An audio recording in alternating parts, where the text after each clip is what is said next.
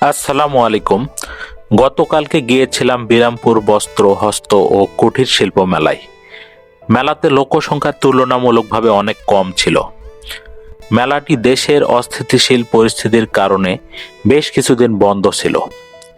মেলাটি চালু হতে না হতেই আবার শুনলাম মেলাটি বন্ধ করে দেওয়া হয়েছে। খুবই দুঃখজনক ব্যাপার, মেলাটি বারবার বন্ধ করে দেওয়া হচ্ছে। এই মেলাটি একমাত্র ধারাবাহিকভাবে বহুদিন ধরে বিরামপুরে হয়ে আসতেছে।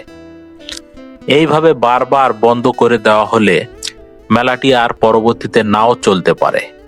মেলাতে স্টল নেওয়া ব্যবসায়ীরা ব্যবসা করতে না পারলে তারাও আর পরবর্তীতে মেলায় আসবে না। জানি না কেন বারবার মেলাটি বন্ধ করে দেওয়া হচ্ছে।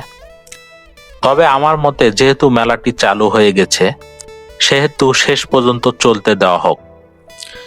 নিরাপত্তা ঝুঁকি থাকলে প্রয়োজনে আইন শৃঙ্খলা বাহিনী নিয়োগ করা হোক। মেলার কর্তৃপক্ষ, ব্যবসায়ী, এলাকার লোকজন সকলের স্বার্থে আশা করব মেলাটি শেষ পর্যন্ত চলবে। সবাই ভালো থাকবেন। আবার দেখা হবে। আল্লাহ হাফেজ।